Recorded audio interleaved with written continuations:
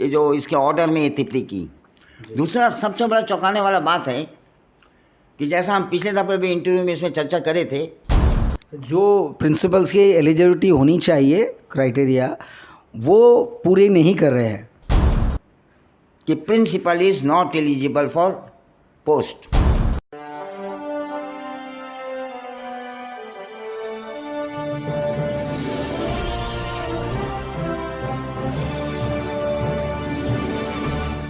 नमस्कार, मैं अनूप दत्ता, न्यूज़ संघर्ष आज तक।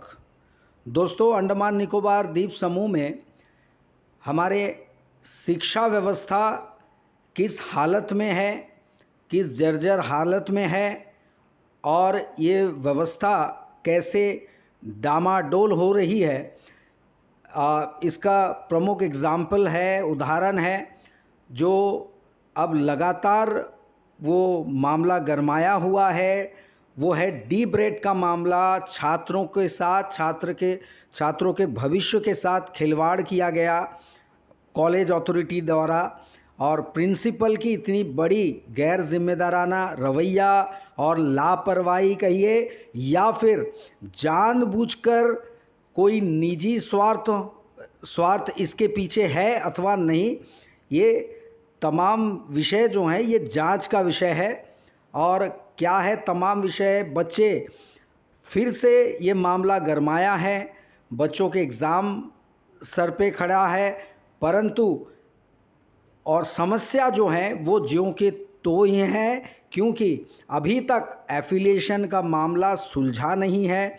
बच्चे अखिल भारतीय विद्यार्थी परिषद जो इसको अभी अगुवाई कर रहे हैं, और वो साथ में लेके बच्चों को इस समस्या को लेकर तमाम कोशिशें कर रहे हैं। और सेक्रेटरीट में सेक्रेटरी से लेवल पे मुलाकात करने की बात हो, चीफ सेक्रेटरी से मुलाकात करने की बात हो, तमाम कोशिशें लगातार जारी है बच्चों के लिए, और नतीजा कहीं ना कहीं अभी भी अंधेर में लटका हुआ है, समस्या सुलझ नहीं रही है। तो आज चलिए इस वक्त में हम फिर से हमारे साथ मौजूद है संजीव रंगैया जी, जो फाउंडर प्रेसिडेंट है प्राइवेट मजदूर संघ के और फाउंडर प्रेसिडेंट राज्य कर्मचारी महासंघ के तथा डिस्ट्रिक्ट प्रेसिडेंट बीजेपी के। तो आज फिर हम यहाँ आए हैं, उनसे बात करेंगे और जानेंगे ये समस्या दरअसल है क्या, जो आपको थोड़ी सी जानकारी दे दे। ये समस्या की शुरुआत तो वहाँ से हुई थी मई महीने में इसकी शुरुआत हुई थी, जब बच्चों को कहा गया कि एग्ज़ाम नहीं लिख पाएंगे और सर्टिफिकेट उनको नहीं दिया जा सकता है।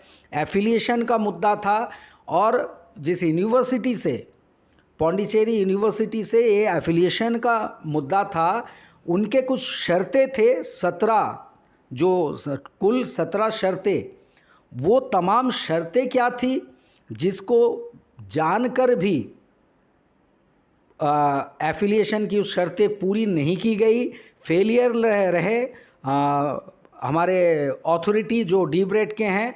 और वो तमाम शर्तें क्या हैं और ये जानकारियाँ बच्चों के साथ इस वक्त में क्या चल रहा है, आगे की रणनीति क्या होगी, लड़ाई कहाँ तक पहुँचेगी, हम चलिए जानेंगे हमारे संजीव रंगैया जी से।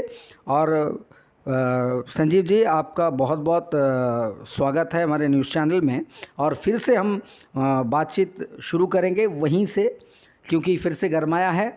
और क्या थी ये तमाम 17 पॉइंट्स जो है, ये बिंदु जिसको फुलफ़िल करना ज़रूरी था डी ब्रेड को अकॉर्डिंग टू हमारे यूनिवर्सिटी के जो कहा गया था, वो क्या थी वो तमाम? अनूप जी, मेरी ओर से आपको नमस्कार, और मैं आपका आभार प्रकट करता हूं कि दूसरी बार फिर आप हमसे जो है इस मसले को लेकर इंटरव्यू ले रहे हैं। अनूप जी, मैं डब्लेट के बच्चों के साथ, स्टूडेंट और एबीवी के साथ शुरू से पहला दिन से ही मैं उससे जुड़ा हुआ हूँ। और जब मैं पहला दिन वो गेट में धरना दे रहे थे, मैं गेट में गया, उनसे मिला। बरसात पूरा हो रहा था, बच्चे भीग कर धरना दे रहे थे, मैं भी जाकर उनसे मिला। और उनको सिर्फ एक ही बात कहा कि आप अच्छे वातावरण में प्रशासन से अपने समस्याओं को रखिए, अनुशासन रखते हुए, और कोई भी ये साजिश करने आएगा कि आपको आंदोलन में ढकेल दिया जाए, उससे बहुत होशियार रहना, क्योंकि जिसका नीयत साफ होगा वो आपके समस्याओं की ओर ध्यान देगा। आंदोलन का तरफ जाना मतलब अपने आप को प्रचार करना में मेरा ये व्यक्तिगत सोच है। लेकिन मैं अखिल भारतीय विद्यार्थी परिषद के पदाधिकारीगण और सदस्य और ख़ासकर जो डिबेट के छात्र जो एबीवीपी के साथ मिलकर जो अपना समस्याओं को सुलझाने के लिए जो विरोध प्रदर्शन कर रहे हैं, मैं उनको शाबाशी देना चाहता हूँ कि इतने नौजवान बच्चे हैं, यंग एज है, उनको मालूम है कि उनका ज़िंदगी जो है अंधकार में फंसा हुआ है, इसके बावजूद भी वह इज्जत के साथ, अनुशासन के साथ और प्रशासन के साथ एक अच्छा वातावरण बनाकर अपनी समस्याओं को रख रहे हैं। इनके लिए मैं शाबाशी देता हूं उनको कि आप अपना पूरा ध्यान समस्याओं के सुलझाने के लिए लगाएं। ये 17 पॉइंट जो मैं पूछना चाह रहा था, ये 17 पॉइंट्स वो क्या थे जिसको फुलफ़िल करना ज़रूरी था, अन्यथा ये उनको मान्यता नहीं दी जाएगी और एफिलिएशन डिबेट को नहीं दी जाएगी, वो ज़रा हमें बताएं। एक्चुअल में एफिलिएशन का जो 17 कंडीशन जो है, as per all India council of technical education और यूनिवर्सिटी के रूल्स एंड रेगुलेशन के मुताबिक जो नॉर्म्स है, वो अम्बेडकर के प्रिंसिपल उत्पल शर्मा जी को भी इसके अच्छा तरह जानकारी है, क्योंकि वो क्वालिफाइड है, उसको जानकारी है कि एक कॉलेज को यूनिवर्सिटी से एफिलिएशन मिलने के लिए क्या क्या रिक्वायरमेंट है, क्या क्या नॉर्म्स को पूरा करना चाहिए। लेकिन ये सब होने के बावजूद भी पूरी तरह से लापरवाही किया गया। आज मैं फिर दोहरा रहा हूँ ये बात कि पहला जो सबसे जेन्युइन पॉइंट है कि principal is not eligible for post. जो प्रिंसिपल्स की एलिजिबिलिटी होनी चाहिए, क्राइटेरिया, वो पूरे नहीं कर रहे हैं। आपको ये 2010 में डिप्लोमा कॉलेज में उत्पल शर्मा जी को एक्टिंग प्रिंसिपल इंचार्ज बनाकर लाया गया जी। उसके बाद 2010 में डिप्लोमा कॉलेज का वो प्रिंसिपल था। एज पर उसका एजुकेशन जो है वो डिप्लोमा कॉलेज का प्रिंसिपल हो सकता है जी। लेकिन उसके बाद डिग्री कॉलेज बना और डिग्री कॉलेज का मुताबिक जो मिनिमम एलिजिबिलिटी रिक्वायरमेंट है, जो क्वालिफिकेशन है, उसके मुताबिक तत्कालीन principal is not eligible for the principal post, क्योंकि इसमें मिनिमम 10 साल का प्रोफेसर का एक टीचिंग का एक्सपीरियंस होना ज़रूरी है। और दूसरा, ये जो पीएचडी किया है वो जनरल में किया है, और जनरल पीएचडी का प्रिंसिपल के लिए क्वालिफिकेशन नहीं है। उसके बाद भी कोर्ट के न्यायालय में जाकर वो कानून की प्रतिक्रिया में के शिकंजे में उसको फंसा कर, ताकि कानून प्रतिक्रिया पूरे होते होते समय लगेगा और ये अपना इसका नौकरी और सर्विस चलते रहेगा, महीने का मोटा तनख्वाह मिलते रहेगा, ये साजिश के तहत ये षड्यंत्र है। ये मैं नहीं कह रहा हूँ, ये आपका ये कोर्ट का ऑर्डर है जो मेरे हाथ में है, ये कोर्ट का ऑर्डर है। उसमें ये कहा है कि मैं जो पढ़कर इसको समझाए, इसमें हिंदुस्तान का ये पहला प्रिंसिपल होगा जो कि डिप्लोमा कॉलेज का प्रिंसिपल रहते हुए अपना आप को अपग्रेड कर दिया, सेल्फ अपग्रेड कर दिया डिग्री कॉलेज का प्रिंसिपल। तो ये एडमिनिस्ट्रेशन कैसे हो रही थी? सवाल ये कोर्ट का ऑर्डर है। कोर्ट का ऑर्डर में कोर्ट ने ये टिप्पणी किया है कि इन्होंने अपना पोस्ट को अपग्रेड जिस तरीक़ा से किया है, इन्होंने सिर्फ all India council of technical education हो और साथ में उसका रूल्स, कानून और संविधान का भी, हिंदुस्तान की संविधान का धज्जी उड़ा दिया। मेरा ख्याल हिंदुस्तान में ऐसा कोई प्रिंसिपल नहीं होगा जो कि ऐसा काम किया होगा। आपके कहने के अनुसार संजीव जी तो ये लग रहा है कि ये निजी स्वार्थ के चलते बच्चों के भविष्य से खिलवाड़ कर रहे हैं और पूरे इंस्टीट्यूशन को तहस नहस करने की कोशिश है। बिल्कुल। अब सबसे बड़ा है कि एक व्यक्ति के पीछे प्रशासन भी बदनाम हो रहा है। जाहिर सी बात है, लोग बाग नज़र जो हैं उनकी नज़र प्रशासन के ऊपर रहते हैं, क्योंकि प्रशासन से ही अंडमान निकोबार के सभी जो इंस्टीट्यूशन हो, तमाम डिपार्टमेंट ये चलाया जाता है। ये 12 तो हाँ जी, 12 अक्टूबर 2021 में ये कोर्ट ने ये जो इसके ऑर्डर में ये टिप्पणी की। दूसरा सबसे बड़ा चौंकाने वाला बात है कि जैसा हम पिछले दफ़े भी इंटरव्यू में इसमें चर्चा करे थे, मेमोरेंडम ऑफ अंडरस्टैंडिंग को लेकर, लेकिन कोर्ट का मुताबिक ये बोला है, एक टिप्पणी की है कि ये मेमोरेंडम ऑफ अंडरस्टैंडिंग को लेकर भी फॉल्स गेम खेला गया है, क्योंकि इसका डिटेल्स पूरी तरह से वेबसाइट में फीड नहीं किया गया और कानून, जुडिशरी ये कन्फ्यूज़न को कभी भी बर्दाश्त नहीं करेगा। ये जुडिशरी के साथ भी मजाक है कि मेमोरेंडम ऑफ अंडरस्टैंडिंग के अंदर महाराष्ट्र टेक्निकल एजुकेशन का वो जो कॉलेज है, उसका यूनिवर्सिटी है, इसका एफिलिएशन एयरपोर्ट ब्लेयर में कैसा दिया गया, ये क्लियर मेंशन है ऑर्डर में। ये मैं अपना तरफ से नहीं कह रहा हूँ, मैं जो भी कह रहा हूँ डॉक्यूमेंट्स के आधार पे कह रहा हूँ। पहले ज़रा एक चीज़ के हम पूछ लेना चाहेंगे।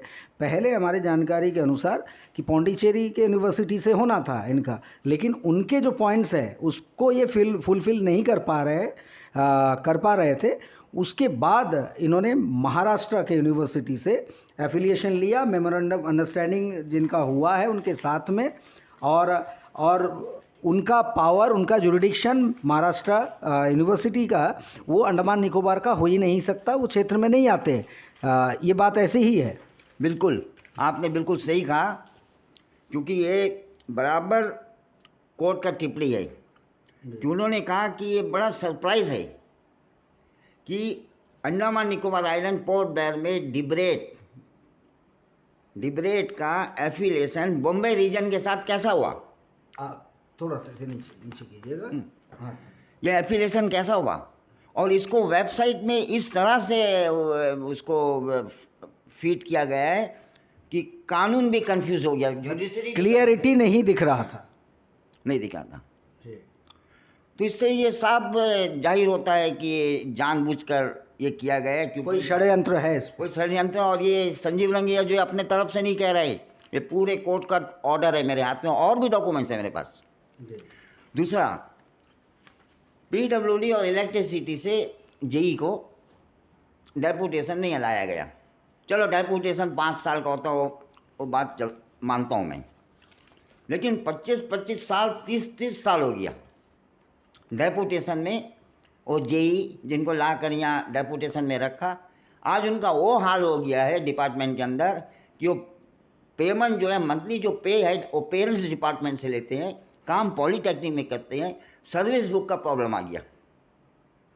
ये सर्विस बुक का प्रॉब्लम आने का वजह से इनका जो जेई है, इनका प्रमोशन में भी काफ़ी बुरा असर पड़ा है। मतलब जिसको चाहा बना दिया, एक लैब टेक्नीशियन को डीन बना दिया, एक जेई को डीन बना दिया, जबकि वो क्वालिफाइड नहीं है। एकदम मेंशन, क्लियर मेंशन है यूनिवर्सिटी का जो रूल्स एंड रेगुलेशन के अंतर्गत, ये क्लियर मेंशन है।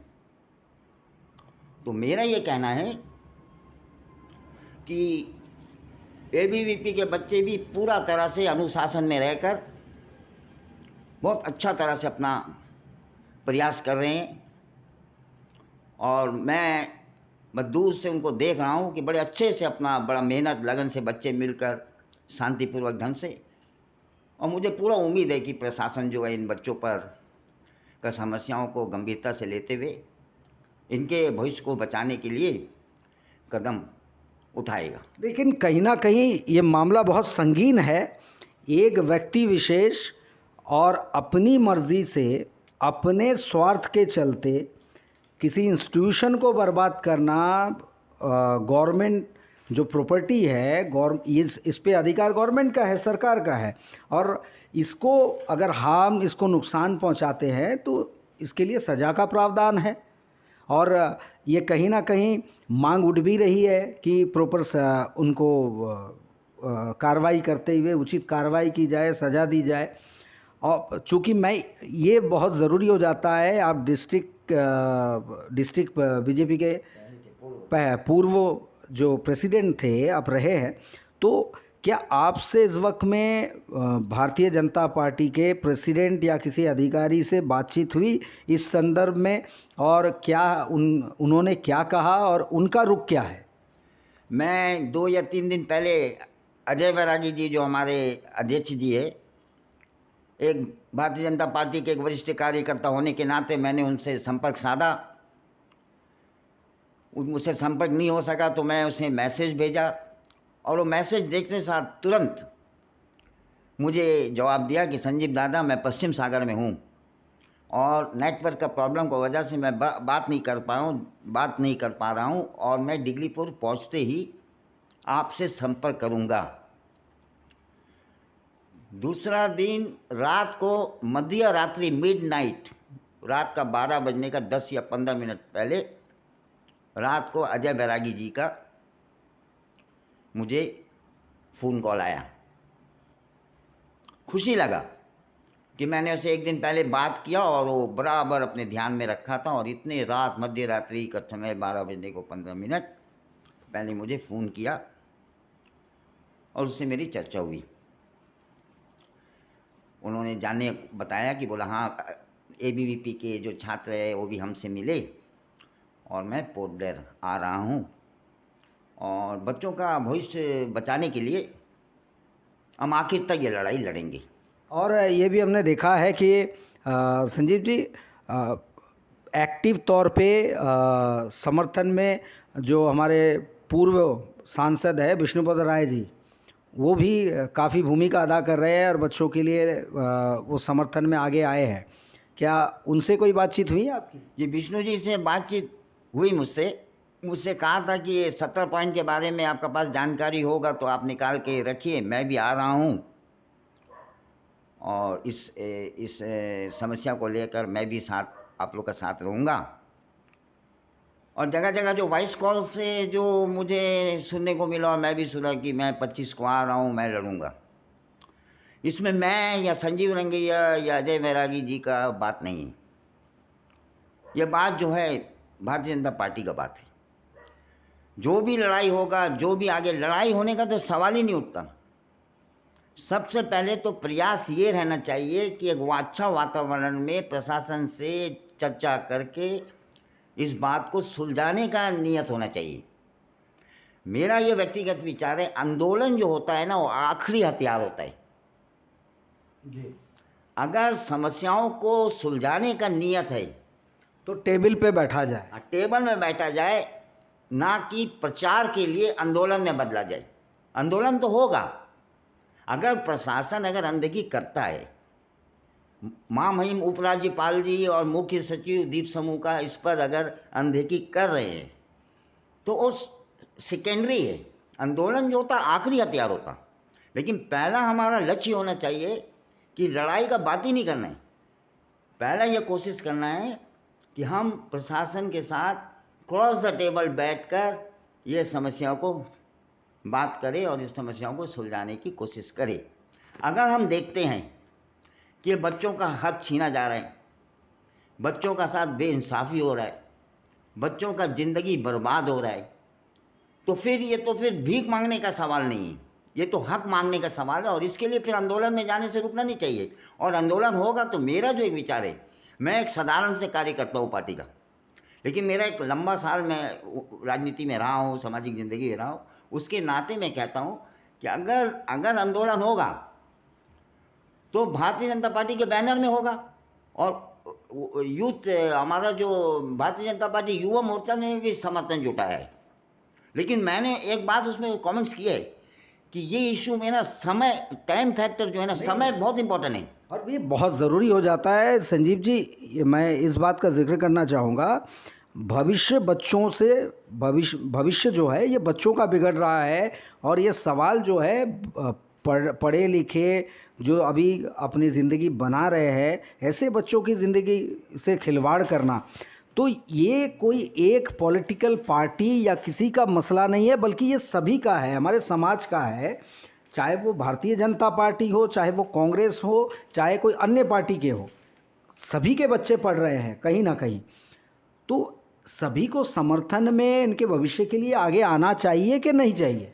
ये 27 मई महीना से ये जो है समस्या को लेकर ये मामला चल रहा है। ये इशू में टाइम फैक्टर बहुत इंपॉर्टेंट है, समय का बहुत बड़ा रोल है। उनकी ज़िंदगी का समय काफ़ी गुजर चुका है और एक तरह से उनके फ्यूचर पे, आने वाले फ्यूचर पे इसका असर होने वाला है। बिल्कुल ये असर होगा, क्योंकि ये मामला ऐसा नहीं है कि नहीं सुलझ सकेगा। मेरा जानकारी में कि प्रशासन भी अपने तरफ से पूरा कोशिश में लगा हुआ है कि जो है ये समस्या को सुलझा के बच्चों का भविष्य बचा दिया जाए। देखिए, मेरा जो समर्थन है, मैं कोई इसको लीड नहीं कर रहा हूँ, ना मैं कोई नेता हूँ उनका। मैं एक सामाजिक कार्यकर्ता है, मेरे समाज में बड़ा संपर्क है लोगों से, लोग मेरे ऊपर विश्वास करते हैं, मुझे डॉक्यूमेंट्स ला के देते हैं, मुझे जानकारी ला कर देते हैं। एक विश्वास के साथ मैं ये समस्या को सोशल मीडिया के जरिए से जनता के सामने और प्रशासन के सामने बड़े सम्मानजनक रख रहा हूँ। मेरा सिर्फ एक ही जो है मेरा मंशा है, मैं ये जो कुछ भी सोशल मीडिया में बोल रहा हूँ, एक ही मंशा से बोल रहा हूँ कि ये बच्चों का फ्यूचर बर्बाद ना हो। वो जो दूर दूर दराज इलाका, छोटे छोटे द्वीप से जो बच्चे आते हैं, किसान के बच्चे बहुत है वहाँ, बड़ा मुश्किल से सरकारी कर्मचारी मध्यम परिवार के बच्चे यहाँ आके पढ़ते हैं, बड़ा मुश्किल से इनको पैसा जुटा के पढ़ाते हैं, उनका भविष्य बर्बाद ना हो, मेरी एक ही सोच है। और कहीं ना कहीं संजीव जी, ये इसका इम्पैक्ट जो एक बुरा प्रभाव कहते हैं ना, ये बहुत गहरा हो सकता है, क्योंकि बच्चे जो हैं इस तरह से मानसिक अवसाद में भोगेंगे और भुगतेंगे और डिप्रेशन में चले जाएंगे, फैमिली डिप्रेस्ड हो जाएगा, जो अभी वास्तविक परिस्थिति में मुझे लग रहा है कि काफ़ी हद तक बच्चे वैसे उम्मीद नहीं छोड़े हैं, हिम्मत जुटाए हुए हैं, लेकिन कहीं ना कहीं वो अंदर से टूट रहे हैं, जो अच्छे संकेत नहीं है हमारे आने वाले भविष्य के लिए और समाज के लिए। आपको क्या लगता है? अनूप जी, मैं एक बार फिर मैं तारीफ़ करना चाहूँगा ये एबीवीपी के सदस्यों का और डिबेट के छात्रों का। वो बड़े अनुशासन के साथ अपना समस्या को प्रशासन के समक्ष रख रहे हैं, जो भी कॉम्पिटेंट अथॉरिटी है उसके सामने कर रहे हैं। और ये इनकी महानता है, क्योंकि नौजवान युवक है, 1 मिनट में भड़क सकता, लेकिन नहीं, वो बड़े सोच समझ के अपना चल रहे हैं। और जो तरीका और शांतिपूर्वक ढंग से और इज्जत के साथ प्रशासन के साथ मिलकर जो समस्याओं को सुलझाने का कोशिश करते हैं, मुझे पूरा आशा है कि उनको सफलता मिलेगा। और जो भारतीय जनता पार्टी के जो अध्यक्ष महोदय से बात हुआ है, वो आने के बाद इसमें कोई ना कोई कदम उठाएगा, क्योंकि उन्होंने मुझे एक साफ शब्दों में एक बात कहा कि संजीव दादा, मैं आ रहा हूँ, इस मामले को, बच्चों का भविष्य को बचाने के लिए हम आखिर तक कोशिश करेंगे। आपको नहीं लगता है जहां भारतीय जनता पार्टी की सरकार, मोदी जी की सरकार, डबल इंजन की सरकार, जो ये तमाम कोशिशें कर रहे हैं, ये बच्चों के भविष्य बनाने के लिए नए नए स्कूल एजुकेशन पॉलिसी बच्चों के लिए ला रहे हैं, मोदी जी बच्चों से जुड़ रहे हैं, वर्चुअल मीटिंग, बच्चों से इंटरेक्शन हो रहा है और इतने सीरियस है इस मामले में, और वहीं पे भारतवर्ष का एक क्षेत्र, एक यूनियन टेरिटरी अंडमान निकोबार द्वीप समूह, जहां प्रशासन को, अधिकारियों को, उच्च अधिकारियों को रखा गया है कि आप चलाएंगे, आप वहां माई बाप बन करके तमाम चीज़ों को मॉनिटर करेंगे और जो भी ज़रूरत पड़े वैसे नीति बनाएंगे, और उनसे इतनी भारी चूक हो जाती है, तो कहीं ना कहीं भारत सरकार की इस पॉलिसी को मोदी जी के, नरेंद्र मोदी जी के पॉलिसी को धक्का नहीं पहुंचता है कि आपको क्या लगता है इसमें? बिल्कुल ये बात सही है, क्योंकि विद्यार्थी को लेकर हमारे क्योंकि एक व्यक्ति की वजह से ये समूचा जो कांड है, जो घटना घट रही है दुखद, ये कहीं ना कहीं जो आपके कहने के अनुसार एक व्यक्ति के कारण ये सारा कुछ हो रहा है। बिल्कुल एक व्यक्ति के कारण सब कुछ हो रहा है। अब ये देखिए ना, ये बड़ा मतलब एक ये ना बड़ा एक शॉकिंग है एक तरह का सुन के ना। एक आपको क्या लगता है ये व्यक्ति प्रशासन से भी ऊपर चला गया है? ये जब भारत का संविधान का परवाह नहीं है, all India council of technical education का और पांडिचेरी का रूल्स एंड रेगुलेशन की इसको परवाह नहीं है।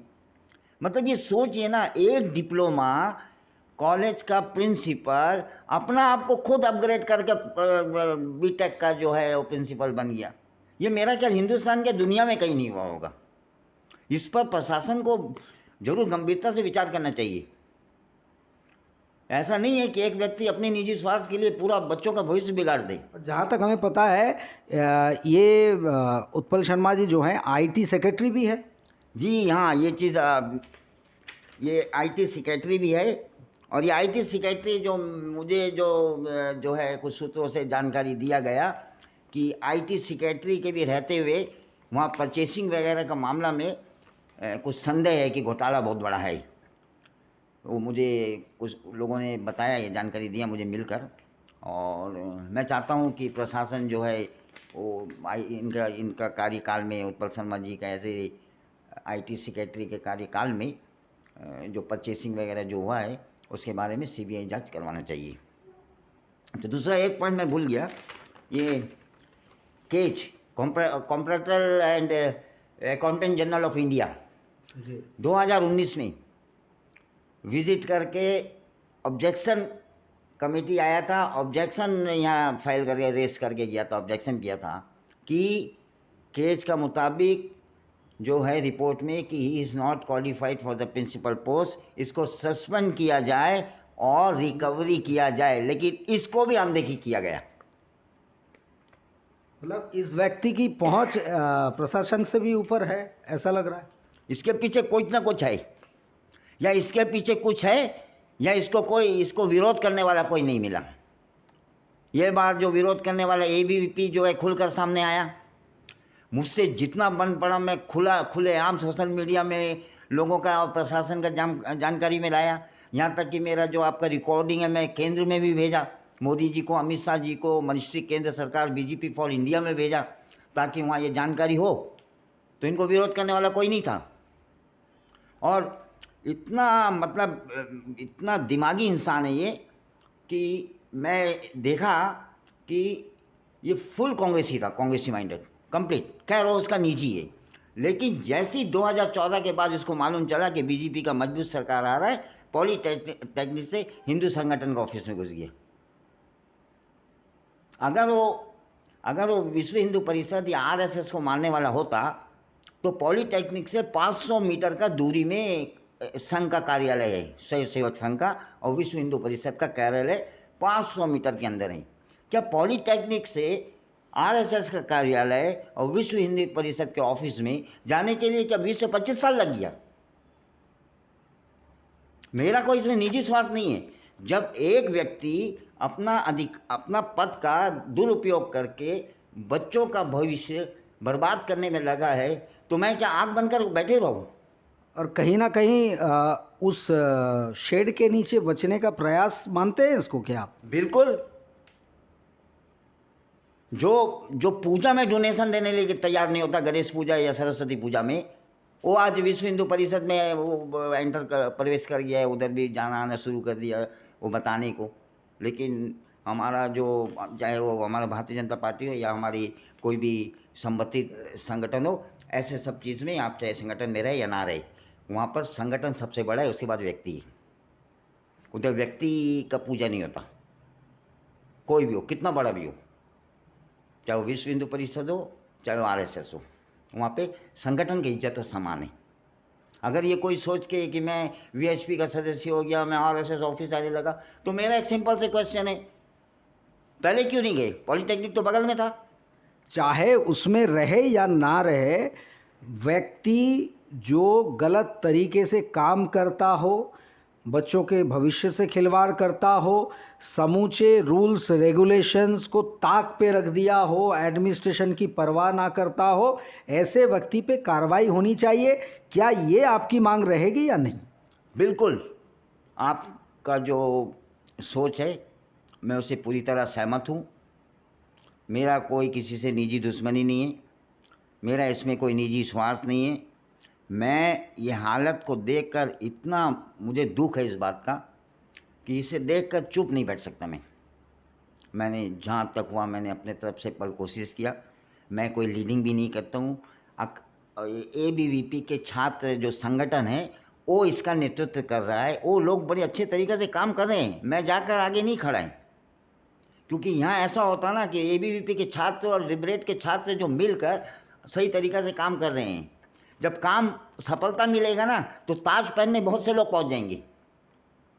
मैं इन बातों का विरोध करता हूँ। मैं तो कभी नहीं जाता हूँ सामने। चलिए, अब आखिरी आपसे ये सवाल कि अब जो है आगे की रणनीति क्या रहेगी, आपकी सोच क्या रहेगी और अगला कदम क्या रहेगा आप लोगों का, ताकि ये मसला जल्द से जल्द सुलझ जाए, बच्चों के भविष्य से खिलवाड़ ना हो और बच्चों को न्याय मिल जाए। ये आपकी रणनीति क्या रहेगी आगे? मेरा जो एक साधारण कार्यकर्ता के नाते BJP का मुझे तो यही समझ आया है कि विष्णु जी भी चाहता है कि इन बच्चों का सहयोग किया जाए। पार्टी के अध्यक्ष अजय बैरागी जी से भी मेरा बात हुआ, वो भी जो है इसके समर्थन में है। अब आप ये आह्वान नहीं करेंगे, क्षमा चाहूँगा, आप लोग ये आह्वान नहीं करेंगे कि ये यहाँ पे अब पार्टी विशेष की समस्या नहीं है, बच्चों से जुड़ी समस्या है, उसकी ज़िंदगी से, उसके फ्यूचर से? क्या तमाम लोगों को सामने नहीं आना चाहिए, इनके समर्थन में कहना नहीं चाहिए खुल के? ये बात मैं पिछले महीने से कह रहा हूँ। मैंने ABVP के छात्रों और लिबरेट के छात्रों को भी कहा कि आप अंडमान निकोबार द्वीप समूह के सांसद सदस्य से मिलकर उनके सामने अपना समस्याओं को रखिए और उनसे पूछिए कि as a member of parliament हमारे एफिलिएशन का प्रॉब्लम में आपका क्या विचार है। लेकिन कुलदीप राय शर्मा जो हैं जी, कुलदीप राय शर्मा जी, वो उत्पल राय शर्मा जी के अगेंस्ट में अभी तक, या फिर उस मामले में, उस समस्या को लेके अभी तक उनका कोई बयान अभी तक सामने नहीं आया? नहीं, मेरे जानकारी में ऐसा कोई बयान नहीं आया। ये पहली ही बार है मेरा जो कि अपने पार्टी के लोगों से मेरा बातचीत हुआ। और वो पोल्डर आने के बाद में विष्णु जी भी आ जाएंगे, पुराने 3 बार के सांसद रहा है। और इसमें कोई शक नहीं कि पार्टी को यहाँ तक खड़ा भी करने में बहुत आंदोलन करके खड़ा किया। हम लोग खुद लोग जुड़े थे। विष्णु जी जहाँ बोलता था वहीं जाते थे, बिना पूछे कहाँ जाना नहीं मालूम नहीं होता था। तो ये कि विष्णु जी भी आ जाएंगे और अजय बैरागी जी भी आ जाएंगे, और यहाँ विशाल जी भी है नेशनल एग्जीक्यूटिव काउंसिल का। वो पार्टी के लोग हैं, वो बैठकर हम लोग इस बात पे वो लोग निर्णय लेंगे कि इसके बारे में क्या रणनीति तैयार करना चाहिए, क्या करना चाहिए, जिससे कि बच्चों का समस्याओं का हल निकल सके और इनका भविष्य बच सके। यही मुझे आशा है। बहुत बहुत शुक्रिया, धन्यवाद। ये सुना आपने, संजीव रंगैया जी से हमने बातचीत की, हमारी चर्चा कहाँ तक सार्थक हुई। कुल मिला के अब जो है एक ही बात हम कह सकते हैं कि बच्चों के ज़िंदगी से, उसके भविष्य से खिलवाड़ ना किया जाए, और ऐसे लोग जो कठपुतली बना करके पूरे सिस्टम को नचाने की कोशिश करते हो और निजी स्वार्थ के चलते सैकड़ों बच्चों के भविष्य को बिगाड़ने पे तुले हो, ऐसे व्यक्तियों पे जांच की जाए और कड़ी से कड़ी कार्रवाई करते हुए उनको सज़ा दी जाए अगर वो दोषी पाए जाते हो तो। ये अनुरोध है और ये जनता की मांग भी है। उन तमाम माँ बाप जो पेरेंट्स हैं, उन तमाम लोगों के दिल की पुकार है, गुजारिश है एडमिनिस्ट्रेशन से कि तुरंत कार्रवाई हो, जल्द कार्रवाई हो, ताकि बच्चों के भविष्य को सुनिश्चित किया जा सके, बेहतर किया जा सके और दोषियों को तुरंत सज़ा दी जा सके। इसी गुजारिश के साथ मैं कैमरामैन मुर्गन के साथ अनूप दत्ता, न्यूज़ संघर्ष आज तक।